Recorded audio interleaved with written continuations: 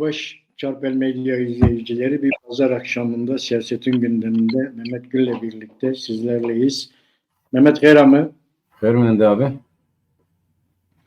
Mehmet, bölge yine çok hareketli. Her tarafta toplantılar, konferanslar. Çok yoğun bir gündem var. Evet, çok yoğun bir gündem. Yine de biz bir Rojilat'la başlayalım. İran'da bu turistik kış bölgesi var. Orada hava kirliliği meselesi Rojava'yı da kapsayacak bir şekilde bayağı oldu, yükseldi. Yani su sorunun yanında İran'da bir de var. Hava kirliliği. Hava kirliliği var. Bu şeyi de kapsıyor. Rojilat'ı da kapsayacak bir şekilde büyüdü bu. İran'ın sorunları artıyor. Yine bu turistik bölgesi var, kış diye. Orada bir haber çıktı, işte kadınlar başlarını örtmüyor diye. İran hemen tepki verdi ona ve orada bir organizasyon vardı. Onu hemen o organizatör hakkında bir soruşturma başlattılar. Orada başörtü yasağına karşı direnen kadınlarla ilgili yeniden bir soruşturma başladılar orada. Yine bu Barak İran'la ilgili bir açıklama yaptı bu Doha'daki konferansta. Konferansta evet. Orada bir açıklama yaptı. Dedi ki, kendisine sordular yani İsrail neden İran işini bitiremedi diye. Dedi ki siz daha 5 perdeyi gördünüz. Daha 5 perde var. Daha yani o işin henüz bitmediğini, İran'da bu işin henüz daha bitmediğini falan açıkladı. Aynı zamanda Hakan Fidan bu hafta oradaydı. Hakan Fidan da oradan hem İran'la ticaretin arttırılmasıyla ilgili hem de sınır kapılarının çoğaltılmasıyla ilgili bir açıklamada bulundu. Ne dersin, bu Türkiye-İran nereye gidiyor? Yeni bir ilişki mi doğuyor? Nedeni ne? Evet, Barak'ın dediği doğrudur. Şimdi Amerika Birleşik Devletleri, bu geçen hafta biraz böyle üzerinde durduk ama yani bu bilimsel teknolojik devrimle bu yapay zekanın da üretime aktarılmasıyla beraber dünyada üretim süreci değişti. Evet. Bu üretim süreci aynı zamanda ilişkileri etki ediyor. Bu üretici güçlerin aynı zamanda tek elini de getiriyor. Yani kim onlara sahipse onların egemenlik ilişkileri dünyada hayata geçirilmeye çalışıyor. Şimdi bunun da iki tane aktörü var. Çin ve Amerika Birleşik Devletleri. Diğerleri bunları takip ediyor açıkçası. Bu Amerika Birleşik Devletleri'nin bu ihtiyacı aynı zamanda dünya üzerindeki egemenlik biçimine de yansıyor. Yani onu yeni bir egemenlik biçimi kurmak istiyor. Barak bugün onu da söyledi. Ona geleceğiz zaten. Ayrıca bizimle ilgili de konuştu Barak. Bu Hakan Fidan'ın İran'a gidişi bütünüyle bu yeni dünya düzeninde, öyle diyelim. Yani tırnak içerisinde kullanıyorum. Henüz öyle bir düzen yok ama yani bu yeni üretim ya da bu yeni egemenlik modelinde İran'a bir takım mesajlar götürdü. Doha'da da tahminimce Barak'a onun cevaplarını verdi. Yani bir tür aracılık yaptığı gibi. Ama onun yanında da kamuoyuna yansıyan şekliyle ne oldu? Dediler ki bölgede artan İsrail etkisine karşı işte iki devletin, İran ve Türkiye'nin yapacaklar konusunda görüştüler. Ama daha çok açıklananlar da işte gümrük kapıları arttırılacak. Onun yanında açıklananlar da tarafların birbirlerinin ihtiyaçlarını, olumlu buldukları ihtiyaçlarını dile getirmekle yetindiler. Yani şöyle bir şey ortaya çıkmadı. Ondan anlıyoruz zaten bu Hakan Fidan'ın böyle acil, önceden belirlenmemiş bu ziyaretin sebeplerinin e, Amerika'nın talepleri olduğunu ve aynı zamanda kendilerinin İsrail karşısında ne yapabilecekleri konusunda bir taahhüt olduğunu oradan anlıyoruz. Açıklamalarından bellidir. Bu sınır kapılarını arttırma hikayesi işte belki de usulen olabilecek şeylerdir. O olabilir. Fakat bence Hakan Fidan İran'dan yeniden Suriye'de eğer bir etkisi varsa kendilerinden yana tavır alması gerektiğini önerdi ya da söyledi ya da bunu talep etti.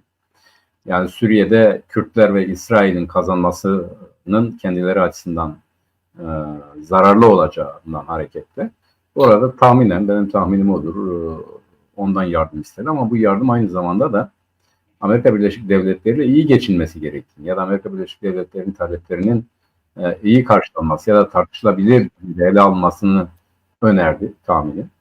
Ki ancak böyle İsrail'den kurtulabilir. Yani Amerika ile İsrail'in arasını açmak ya da İran konusundaki stratejilerini, düşüncelerini değiştirmek açısından.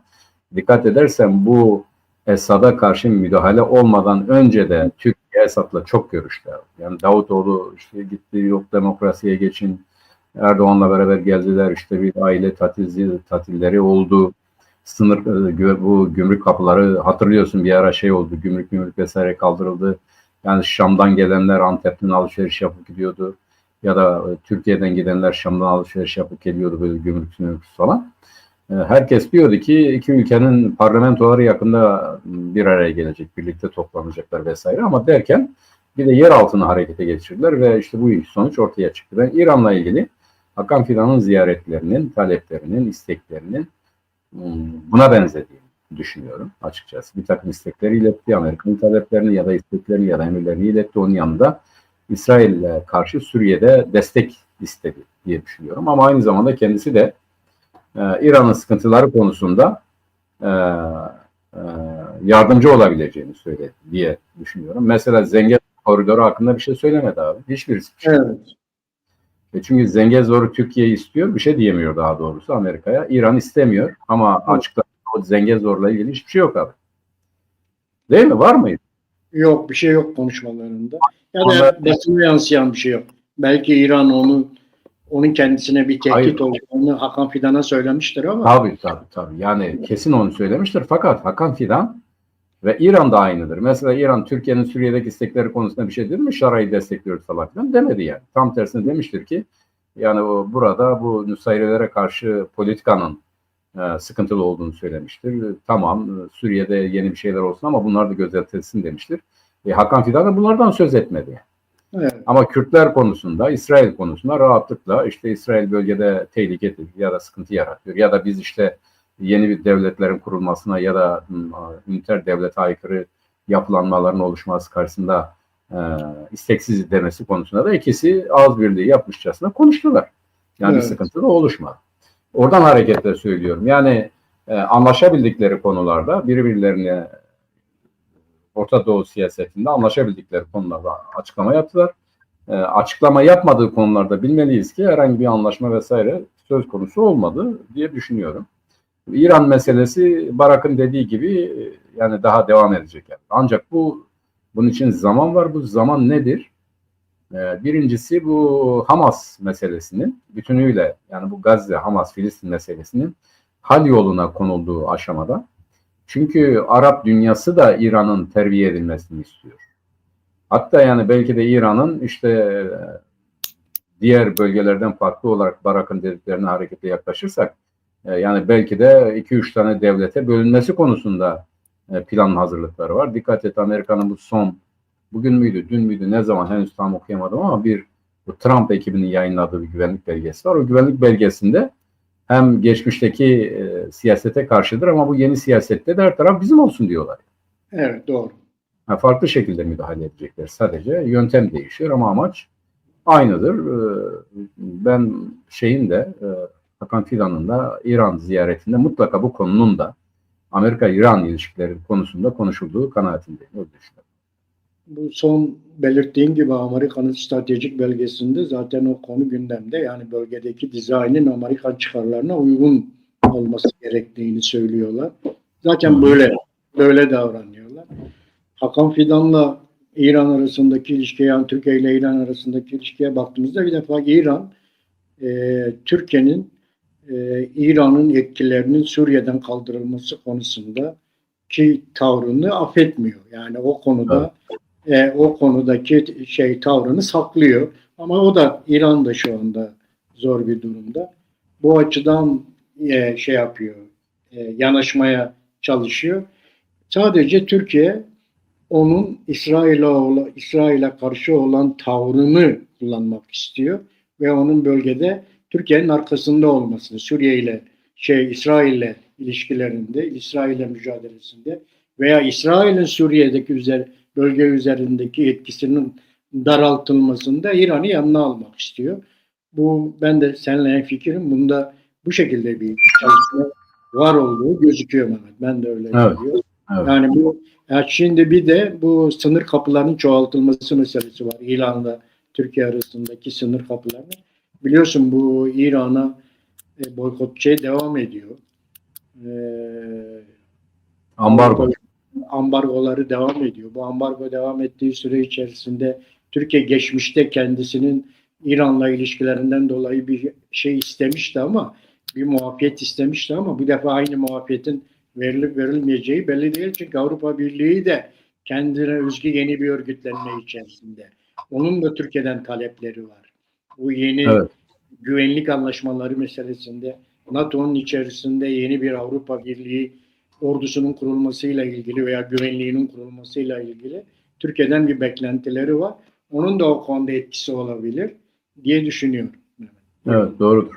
O konu da bence bu Almanya'nın bir özel çalışması var Türkiye ile ilgili olarak. Bu Almanya öncülük ediyor ama hepsi var mı? Evet, hepsi var. Fakat yani Almanya'nın bu Türkiye ile o konudaki ilişkileri diğerlerinden daha özel. Bu tarihsel ilişkilerine baktığımız zaman Almanya yine bu Osmanlı-Almanya ilişkileri üzerine yine hatırlarsın. Bu Berlin-Bağdat demiryolu hattı. O çok önemli bir hattı.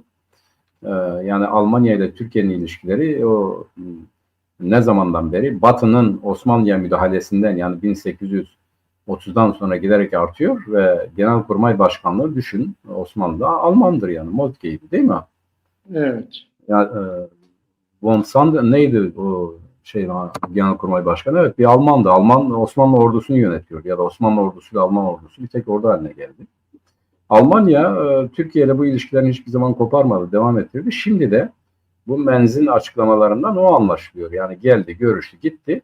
Herhalde bir şeyler hazırlıyorlar. Bunlar netleşmeden, bitmeden ben İran'la ilişkilerinde Avrupa'nın herhangi bir şey söyleyeceği kanaatine değilim. Yani eskisi gibi ayrıcalık mı tanıyacaklar? Yok hayır buna uyacak mısın diyecekler. Bence bu NATO bünyesindeki hatta NATO dışında diyelim. NATO dışındaki bu yeni güvenlik örgütünde neydi o? SAF miydi? Staff mıydı? Staff. O çerçevede Türkiye'ye verecekleri rol belli olmadan bu Orta Doğu'da ve İran'daki izleyeceği siyaseti konusunda net bir tutum almayacaklar diye düşünüyorum. Ayrıca İran'ın Pakistan'la ilişkilerini geliştirmek istiyor. Biliyorsun İran-Pakistan sınırında Belüciler var. Özellikle Belücilerden kendisine. Ama Pakistan'da da Belüciler var abi. Evet, onlar da bizim gibi yani. Oradalar zaten. Aha. O yüzden de oradan da Pakistan tarafından kendisine bir zarar gelmemesi için Pakistan'la olan ilişkilerini de İran geliştirmeye çalışıyor. Evet. Bu dönemde göreceğiz yani yeni. Ama hatırlıyorsun bunlar bir ara Pakistan, İran, Türkiye bir paktın içerisindeydi abi. Hatırlıyor musun? Evet. Sadabat Paktı içerisindeydi bunlar. Yani bu Cumhuriyet döneminde kurulan bir Bağdat Paktı vardı. Doğru. Bir de Sadabat Paktı vardı. İran, Pakistan, Türkiye bu paktın içerisindeydi. Evet. Bu yürümedi. Yürümemesinin nedeni işte bu Türkiye-Pakistan ilişkileri devam etti ama İran'daki o siyasal değişiklikle beraber Molla'nın yani Hümeyni'nin rejimiyle beraber o ilişkiler koptu. Tabii düşman ortak olunca gerçi Belüciler Pakistan'da öyle fazla ileri derecede bir tutumları söz konusu değil Belüçlerin orada ama İran'da o kendi sınırlarını güvence altına almak için o ilişkiden yana. Türkiye'den belki de o konuda yardım isteyebilir falan yani ama bence İran'ın içerisinde bulunduğu durum abi bu kaotik durumu aşması bütünüyle Amerika'yla, Avrupa'yla olmak üzere ama başta Amerika'yla bu nükleerleşme, nükleer silah edinme konusundaki politikasını ve aynı zamanda Orta Doğu'daki diğer paramiliter kuvvetleri destekleme siyasetini, Orta Doğu ve Yemen'deki o siyasetinden vazgeçmediği müddetçe kurtulma imkanı da yoktur. Devam eder. Artı mesela Azerbaycan konusunda da Türkiye'den yardım isteyebilir. Azerbaycanlıların İsrail'le olan ilişkilerinden ötürü oradan da Türkiye'den bir yardım isteyebilir. Çünkü kendisinin de bir Azeri sorunu var. Azeri meselesiyle ilgili. Onu da isteyebilir. Yani böyle karma bir durumda İran ama diyor ki, Barak diyor ki siz İran-İsrail meselesinde şu anda 5 perde gördünüz. Daha ilerimizde 5 perde var diyor. Evet. Yani bu mücadelenin devam edeceğini, Evet, fırsatlarında İran'la ilgili bir takım gelişmelerin olacağını görüyoruz. O sadece zaman meselesi abi. O kalkmış değil ortada. Zamanlama, evet, biraz da zamanlama onunla ilgili bir mesele. Tabii bu arada Irak'a da çok müdahale ediyor. Irak'a da çok müdahale ediyor. Biliyorsun bu Irak'taki son seçimlerde Şiilerin siyasi kanadının parlamentodaki milletvekili sayısı arttı. Arttı ve bu ABD'yi çok rahatsız etti. Barak'ın açıklamalarından da bunu görüyoruz. Irak'ta bu Şiilerin özellikle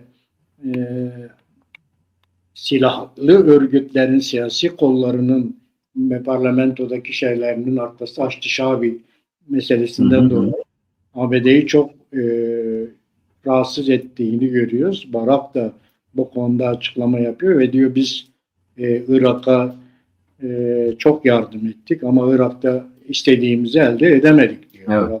Evet. Onu söylüyor. Irak'ta biz istediğimizi elde edemedik. Bununla ilgili bir açıklama yapıyor Barak ilgili. Evet.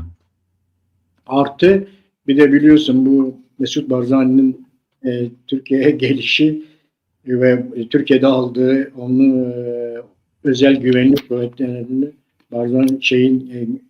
Kürdistan hükümetinin özel güvenlik kuvvetlerinin Barzani için Türkiye'de aldığı güvenlik önlemleri Türkiye'de bayağı sorun oldu. Tartışıldı. Evet. Hem o mesele çok tartışıldı değil mi? Şeyin içerisinde. Evet. Çok özel sebepleri var onun abi. Sen bitir. Evet. Bir de BS'nin açıklamaları çok tartışıldı bu içerisinde. Bu mesele içerisinde. Biraz da bunları konuşalım Mehmet. Irak'la ilgili. Evet, şimdi ben evvela Barzani meselesi. Evet, şimdi dikkat edersen yani Barzani diyelim bugün geldi, gitti, ses yoktu. Birdenbire 3-4 gün sonra Bahçeli sanki de kendisi iktidar değilmiş gibi birdenbire ya da muhatabı AKP'de değilmiş gibi birdenbire böyle ortalığa laf söyledi. Yani bu görüntüler budur, şudur falandır filandır vesaire diye. Şimdi bunlar bütünüyle bu onların terörsüz Türkiye dedikleri süreçle alakalı. Şimdi Barzani Cizre'de bu Türkiye Cumhuriyeti Devleti'nin siyasetinin aleyhine bir tek kelime söyledi mi abi? Söylemedi. Yani dedi ki biz bu yeni süreci desteklediğini söyledi. Destekliyoruz dedi. Elimizden geleni yapıyoruz. Yapmaya devam edeceğiz. Dikkat et. Yani Türkiye Cumhuriyeti Devleti'nin aleyhine hiçbir şey yok. Evet. Şimdi neden Bahçeli bu tavrı gösterdi? Çünkü Barzani'nin aklına da gelmeyecek şekilde davrandığı bir şeydi. Barzani bir Kürt olarak davrandı. Yani Kürtçe konuştu. Kürt milleti onun gelişinden çok etkilendi, sahiplendi. Hatta bir AKP milletvekili bizim çocukluğumuzda senin adını duyarak ya da sizinle beraber biz büyüdük, alıştık. Siz bizim için idolsünüz dedi. Değil mi abi? Evet. Barzani'nin Kürt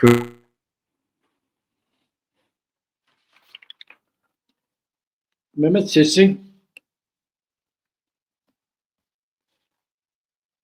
sesin gitti sanırım.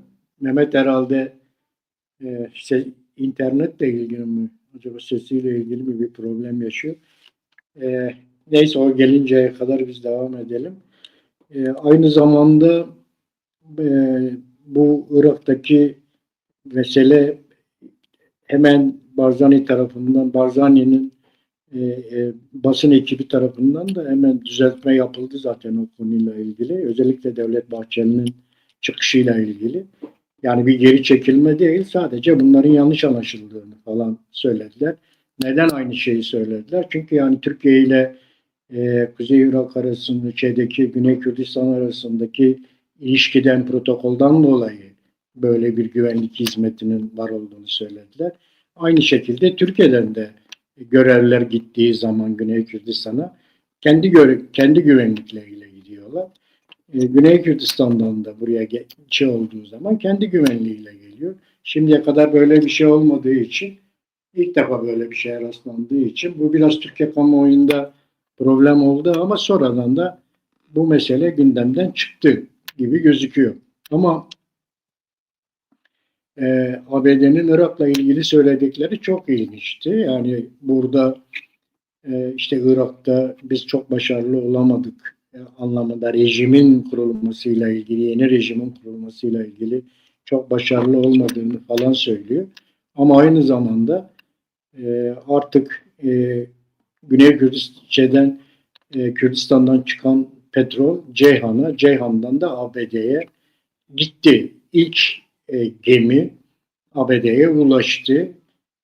Artık aralarında Güney Kürdistan'la ABD arasında bir petrol, Irak da işin içerisinde, Türkiye'de işin içerisinde. Güney Kürdistan'dan Ceyhan'a geliyor, Ceyhan'dan bindiriliyor gemilere. Oradan da ABD'ye gidiyor. İlk gemi ulaştı ABD'ye. Bunun açıklaması yapıldı. Bu önemliydi. Neden bu önemli? Çünkü OPEC de bir açıklama yaptı. OPEC yaptığı açıklamada diyor ki Irak'ın petrol rezervleri 145 milyar varil diyor. Irak'taki petrol rezervleri için 145 milyar varil diyor. Bu rakam Irak'ın dünyada 4. petrol ülkesi olduğunu gösteriyor. Birincisi Venezuela oluyor. İkincisi Suudi Arabistan dünyada. Üçüncüsü İran. 145 milyar metreküple de dördüncüsü Irak oluyor.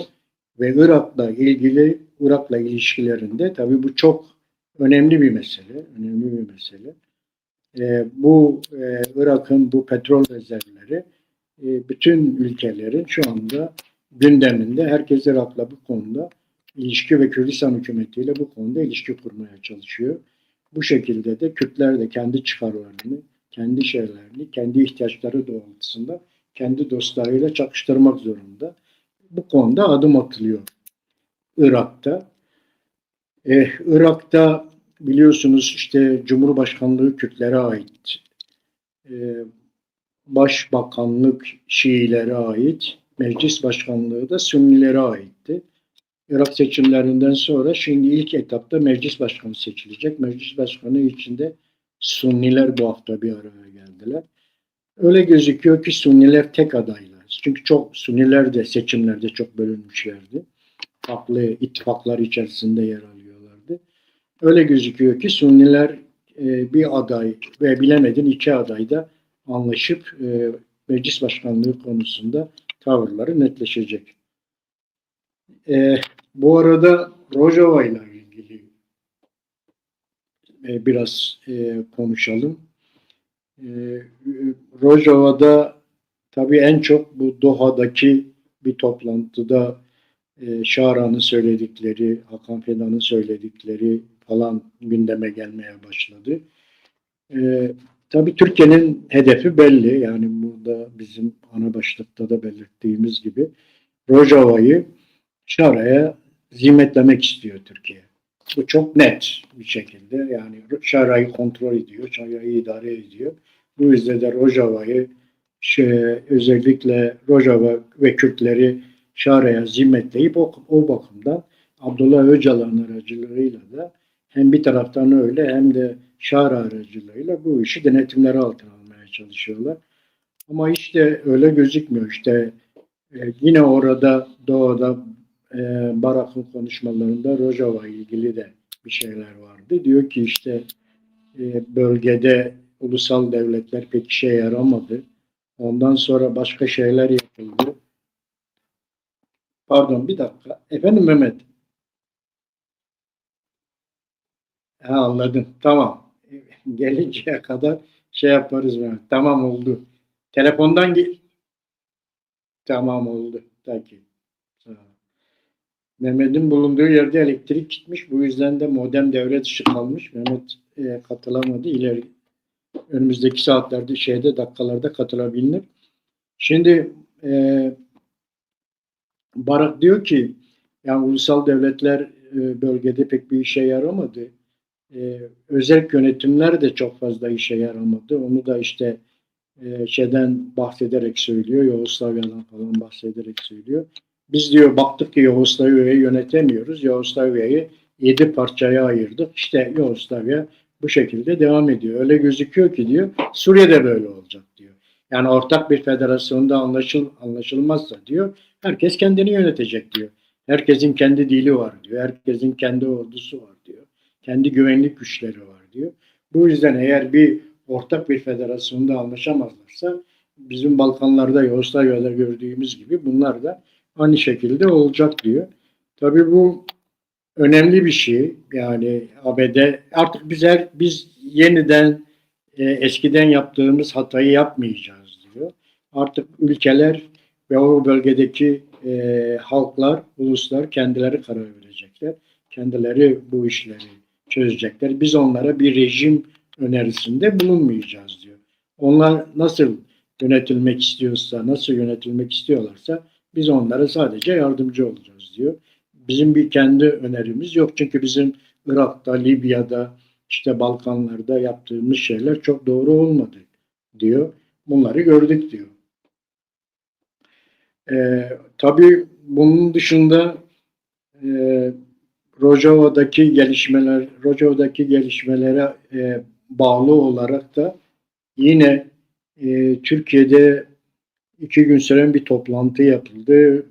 Demokratik Toplum Konferansı yapıldı. Bu Demokratik Toplum Konferansı'na İlhan Ahmet de katıldı. İlhan Ahmet telekonferans yoluyla katıldı. Önce İlhan Ahmet gelecek falan dediler. Herhalde devlet izin vermedi. Sonra İlhan Ahmet buraya telekonferans yoluyla katıldı. Telekonferans yoluyla katılmasında da yine Rojava ile ilgili açıklamalarda bulundu. Türkiye'deki barış sürecini desteklediklerini söylediler. Türkiye ile Suriye'nin kader birliğinden söz etti o şekilde. Ama hiçbir zaman da 10 Mart mutabakatının uygulanmasıyla ilgili biz de kararlıyız dedi. Onları açıkladı. O şekilde açıklamalar yaptı. Aynı zamanda yine Mazlum Abdi'nin de bu konuda açıklamaları oldu. Mazlum Abdi de yani bizim Türkiye ile bir problemimiz yok. Bizim 3 tane tümenimiz, 2 tane de birliğimizin bizde kalmasıyla ilgili bir Şara yönetimiyle anlaştık diye bir açıklaması var. Bunu tam teyit edemedik ama böyle bir şeyden bahsediyor. Sanki biz bununla anlaştık gibisinden bir şey söylüyor. Hakan Fidan bir açıklama yaptı. Yine Doha'daki toplantıya bir şey yaptı. Orada bir açıklama yaptı. Dedi ki Suriye'deki yabancılar Suriye'yi terk etmelidir dedi. Evet yani bu zaten çoktan beri böyle bir şey var. Oradaki yabancılar ülkenin terk etmesi için bir çalışma var. Her iki tarafta da var bu konuda. Bir de Suriye'nin yıl dönümü biliyorsunuz. Bu 1. yıl dönümü. Suriye'deki yeni rejimin 1. yıl dönümü. Bu Suriye'deki rejimin 1. yıl dönümü nedeniyle de bir takım çalışmalar var. Özellikle Şara ve Mazlum Abdi tarafı yani Güney Kürdistan yönetimi etkinlikleri yasakladılar. Her ikisi de etkinlikleri yasakladı. Kürdistan yönetimi IŞİD tehlikesi nedeniyle açıklamalarında IŞİD tehlikesi nedeniyle 1. yıl kutlamalarını yasakladı. Aynı zamanda aynı bazı gerekçelerle de Şara hükümeti de açıkladı. Aynı zamanda Alevilerin dış uluslararası sözcüleri de Alevileri Bağlandım ben abi. 5 günlük sokağa çıkma Abi, abi geldi mi? merhaba. Merhaba. Mehmet sen geldiğinde evet biz nerede seninle kaldık? Yine. Ben biraz bir şeyler programa devam ettim. Abi ben şeyden mobilden bağlandım. Evet doğru. Yani ev Tamam. interneti değil kendi mobilimden bağlandım bilgisayardan. Evet bu Barzani meselesini konuşuyorduk. Evet abi orada mesele şuydu. Yani iki tane özel sebebi vardı bence. Yani Türkiye Evet. Cumhuriyeti Devleti'nin aleyhine hiçbir şey söylemediği halde tam tersine bu siyasete destek olacağını söylediği halde bu saldırının nedeni Barzani'nin bir defa Kürt olarak konuşmasıydı. Yani Kürdistan demesi, Kürt demesi. Oysa Türkiye Cumhuriyeti Devleti böyle artık bunları duymak istemiyor yani. Yani bunların öne Evet. çıkarılması, o şekilde hareket edilmesini istemiyor. İkincisi de Barzani'nin ziyareti gerçekten çok farklı bir etki yarattı. Yani halkta ona karşı bir sempatinin ötesinde yani Kürt milletinin kendisinden hareketle davranış biçimi Türkiye Evet. Cumhuriyeti Devleti'ni rahatsız etti ya da belli bir kesimi rahatsız etti. Oysa bu güvenlik meselesine baktığımız zaman yani dikkat et bu Türkiye'den gidenleri değil. Güney'deki büyükelçiliğe bak, Türkiye'deki konsolosluğuna pardon bak. Onu bile Türkiye Cumhuriyeti güvenlik üyeleri koruyor. Onlar da uzun namlulu silahları var. Yani onlar da Evet. bu özel kuvvetler oradaki konsolosluğu koruyor. Yürürken onlar yanında. Hiçbir itiraz yok. Bu doğaldır. Mesela Amerika Birleşik Devletleri buraya Türkiye'ye gelince o başkanın kaldığı otelin hepsini Amerikan toprağı ilan ediyorlar. O Amerikan toprağı ilan edilen kısma Türkiye'den herhangi birinin güvenlik görevlisi herhangi birinin girmesine izin vermiyorlar bile. Evet. Oradaki her türlü müdahale hakkı bunu şunu Amerika'ya devrediliyor. Şimdi Barzani gelirken Cizre'ye Türkiye Cumhuriyeti Devleti ile yapılan protokol çerçevesinde geldi. Yani bir korsanlık yok, onların bilmediği bir şey yok. Vali orada, İçişleri Bakanı, onun bilgisi dahilinde yapılan işlerdir bunlar. Öyle tesadüfen gelişi oraya gelmiş değil. Nedeni de dediğim gibi işte Türkiye Cumhuriyeti Devleti'nin istemediği şeyleri söylemesi. Aynı zamanda oradaki halkın Türkiye Cumhuriyeti Devleti'nin beklentilerinin aksine hislere kapılması ve öyle hareket etmesi Türkiye Cumhuriyeti Devleti'ni rahatsız etti. Bunun dışında bu hakaretler yani gerçekten ne kadar cahil bir şeyle karşı karşıya olduğumuzun göstergesidir.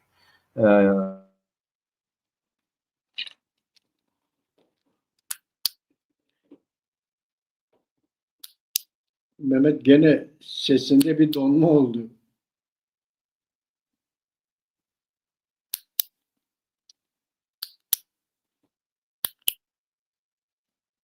Evet Mehmet'in tekrar internetinde bir problem oldu. Belki elektrik geldi yeniden modeme geçiyor olabilir. Mobille bağlanmıştı programa. Olabilir onunla ilgili. Yani bu e, Irak'taki ve Rojava'daki gelişmeler gerçekten şu anda Kürtler açısından çok böyle olumsuz bir durum gözükmüyor Kürtler açısından. Ama tabii Türkiye'nin hala bu konudaki mücadelesi devam ediyor. Yani özellikle Kürtlerin oradaki oradaki silahlı gücünün tasfiye edilmesiyle ilgili bir takım şeyler devam ediyor.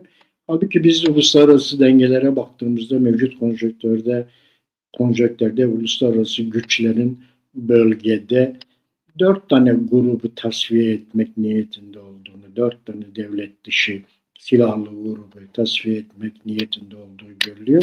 Bunların içerisinde SDK yok. SDK'yi kendi dost gücü olarak uluslararası koalisyon görüyor. Bu nedenle de şu anda böyle bir tehlike gözükmüyor yani.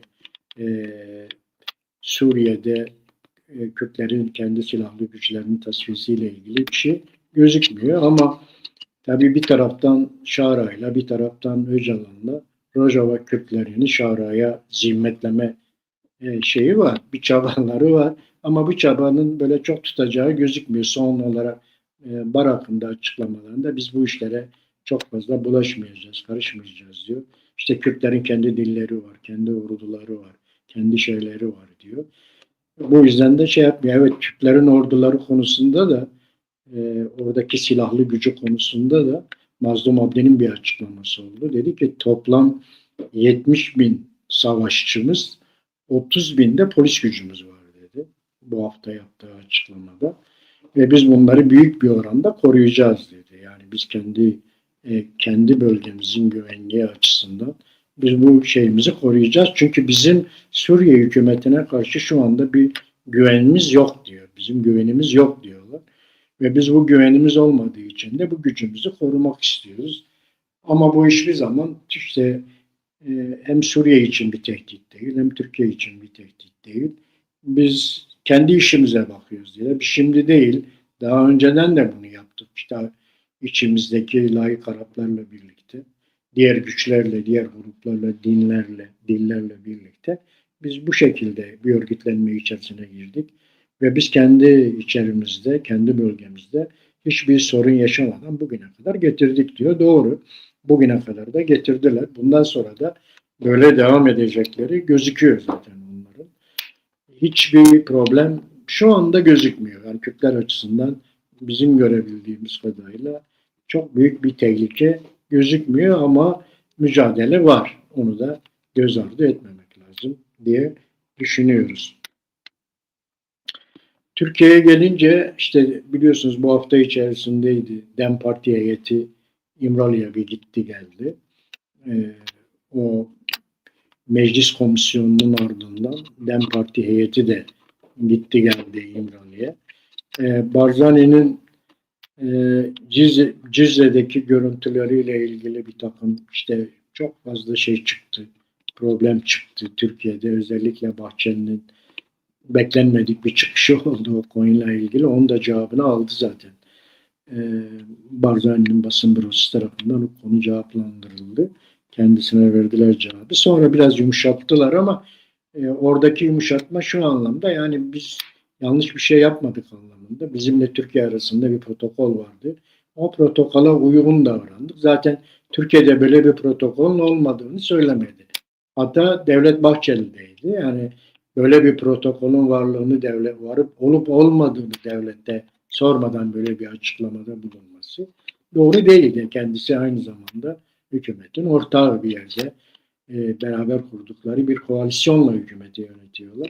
En azından bunu kendi hükümetine sorabilirdi. Aramızda böyle bir protokol var mı? Yok mu? Zaten hükümette böyle bir protokolün olmadığını açıklamadı. Barzani tarafı var olduğunu açıkladı ama onlar böyle bir şeyin olmadığını açıklamadılar. Demek ki böyle bir protokol var. Yani Türkiye'deki yetkililer de Kürdistan bölgesine gittiğinde kendi güvenlik önlemleri, kendi güvenlikleriyle gidiyorlar. Kürdistan'da gelenler de istedikleri zaman kendi bölgelerinden geliyorlar. Yani bundan hepsinin haberi vardı. Çünkü bu askerler, bu silahlar hepsi gümrükten geçti biliyorsunuz. Gümrükten gelip geçiyorlar. Orada mutlaka İçişleri Bakanlığı'nda her tarafın haberi oluyor. Hangi silahlarla geldikleri, nasıl bir silahla geldikleri, kaç kişi oldukları. Bunların hepsi devlete bildiriliyor. Buna rağmen böyle bir tepki verildi. Bu tepki tabii biz anlıyoruz yani bu tepkinin niye verildiğini. Özellikle o tepki içerisinde işte çok abartılı bir gösteri yapıldı. Hani bir şey edildiğini söylüyor. Hem orada AK Parti milletvekilinin konuşması hem de Cizre halkının Kek Mesut Barzani'ye göstermiş olduğu sevgiden bahsediyor. Bundan biraz bozulmuşlar. Niye bu kadar şaşalı bir tören böyle bir geldi? Bunu niye engellenmedi falan gibisinden. Çünkü niye böyle şey yapmak istiyorlar? Çünkü onlara göre Kürtlerin lideri Öcalan. Devletin bizim önümüze sürdüğü lider Öcalan ve Öcalan'ı parlatmaya, Öcalan'ı yüceltmeye çalışıyorlar. İşte Öcalan'la milletvekilleri gönderiyorlar. Hatta meclise gelsin, konuşsun diyorlar. Nedir buradaki amaç? İşte buradaki amaçta da işte Türkiye'deki Kürtlerin Öcalan'a zimmetlenmesi meselesi ve Öcalan'ı da kendilerini yönetmesi meselesine getiriyorlar. Yani biz eğer Kürtlere lider tayin edersek, Kürtleri Öcalan'a zimmetlersek o zaman biz de Öcalan'ı rahatlıkla yönetir, Kürtleri de yönetmiş oluruz gibisinden. Böyle bir çalışma içerisindeler, böyle bir çaba içerisindeler. Bizim gördüğümüz kadarıyla bu anlamda bir çalışma var. Böyle bir çalışma yapılıyor. Bu arada işte bu Barış Demokratik Toplum konferansı yapıldı Türkiye'de. Bu konferansa hem İlhan Ahmet katıldı telekonferans yoluyla hem de Öcalan'ın mesajı okundu bu konferansta. Öcalan da bir mesaj göndermişti. Öcalan'ın mesajını da ilginçtir. Öcalan'ın daha yeni İmralı'da yanından tahliye olan Veysi Aktaş okudu Öcalan'ın mesajını. Öcalan'ın mesajına baktığımızda yani yine aynı şeyleri söylüyor. Daha çok tahmin ederim oradaki konuşmalarını okuduğumuzda siz de göreceksiniz. Daha çok kendi işlerindeki Türk soluna yönelik bir şeyler söylüyor. Yani Kürtlerin kolektif haklarıyla ilgili hiçbir şeyden bahsetmiyor. Zaten diyor ki ulusların kendi kaderini tayin hakkı, ulus devlet meselesi, sosyalist ulus devlet meselesi artık bizim gündemimizden çıkmıştır diyor. Öyle bir şey yok. Bizim hedefimiz demokratik toplum meselesidir diyor. Böyle bir şey yok diyor zaten bizde. Bunu anlatmaya çalışıyor. İşte sosyalizme bir takım eleştiriler veya kendi deyişiyle de katkılar getirmeye çalışıyor. Hem diyalektikle ilgili bir şeyler getiriyor, hem ulusların kendi kaderini tayin hakkıyla ilgili kendine göre yeniden yorumluyor, bir şeyler yapmaya çalışıyor ama bunların hiçbirisinin içerisinde Kürtlerin kolektif hakları yok. Yani şu anda devletin ve Devlet Bahçeli'nin veya Cumhur İttifakı'nın almış olduğu karara baktığımızda Kürtlerin kolektif hakları Öcalan'ın umut hakkına indirgenmiş durumda. Yani Kürtlerin hiçbir kolektif hakları gündeme gelmeyecek. Sadece yapılsa Öcalan'ın umut hakkı gerçekleşecek. Kürtler başka bir şey talep etmesinler. Yani bu konuşuluyor ve işte şimdi artık meclisteki çalışmalar bitti biliyorsunuz. Bu meclisteki çalışmalar bittikten sonra bu süreçle ilgili, PKK'nın tasfiye süreciyle ilgili nelerin yapılacağı, hangi yasaların çıkartılacağı konusunda bir çalışma var. O zaten daha önce basına sızmıştı onlar. Yani neler yapılabilir, neler yapılacak. Bunlar basına sızmıştı daha önce. Onlara baktığımızda en çok şey gözüküyor. Yani işte silah bırakanların bir kısmı Türkiye'ye gelecek ve burada siyaset yapacaklar. Bu gözüküyor. Yani burada siyaset yapmaları gerekiyor. Yurt dışında işte teröre karışmamış olanların Türkiye'ye gelmesi söz konusu. Bunlar gelip Türkiye'de şey yapacaklar. Siyaset yapabilecekler. Onlarla ilgili bir çalışma olabilecek. Bunları kapsıyor. Yani silah bırakanların ne olacağı konuşuyor. Tabii bununla ilgili de en son MHP'den gene bugün veya dün bir açıklama geldi. Dedi ki bütün silahlar bırakılmadan, bütün mağaralar teslim alınmadan, bu arada 6 mağaranın teslim alındığı açıklandı geçen hafta. Bütün mağaralar teslim alınmadan hiçbir zaman hukuki zemine geçilmeyecektir. Yani bu silah bırakanların hukuki durumuyla ilgili herhangi bir şey yapmayacağız diyorlar. En son gelinen nokta bu yani şeylerde. Türkiye'deki süreçte de bizim görebildiğimiz en son geldiği nokta bu. Bunun dışında işte şu anda bir şey gözükmüyor.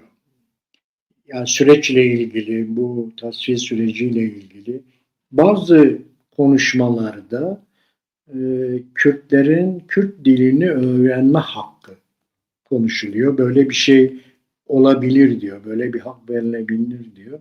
Ama biz de biliyoruz ki bir dilin yaşayabilmesi o dilin eğitim dili olmasına bağlı. O yüzden de Kürt dili eğitim dili olmadan böyle bir şey konuşulmaz. Aynı zamanda Mehmet Uçum'un biliyorsunuz her pazar günü süreçle ilgili bir yazı yazıyor. Bu hafta da Mehmet Uçum bir yazı yazdı. Yazı çok ilginçti. Yani yazıda en çok dikkat çeken nokta silahlı mücadeleyle elde edilemeyecek şeylerin hukuki mücadeleyle elde edilebileceğini sanmak hayaldir diyor. Yani burada şunu söylüyor. Yani siz silahlı mücadeleyle bir takım Kürtlerin kolektif haklarını savunmuş olsanız bile Biz bunun silahlı mücadeleyle bunu kazanamadınız. Biz hukuki mücadelede bunu hiçbir zaman vermeyiz diyor. Çok net. Bugünkü Mehmet Uçu'nun yazısı çok net ve çok açık. Silahlı mücadeleyle kazanılmayan hiçbir hakkı hukuki mücadeleyle kazanamazsınız diyor. Ha burada işte Kürtlerin kolektif haklarıyla ilgili söylüyor. Kürtlerin kolektif haklarının verilemeyeceğini anlatmaya çalışıyor. Benim bu hafta sizlerle anlatabileceklerim bu kadar. Tabii Mehmet de olsaydı biraz daha uzun sürebilirdi ama Mehmet bu hafta internetin azizliğine uğradı. Çok fazla şeyimize katılamadı. Bizim bugünkü programımıza çok fazla katılamadı. Bu nedenle ben de programı burada bitirmek istiyorum. Herkese şevbaş diyelim. Önümüzdeki hafta pazar günü Mehmet Gül'le birlikte yine sizlerle birlikte olacağız. Şevbaş.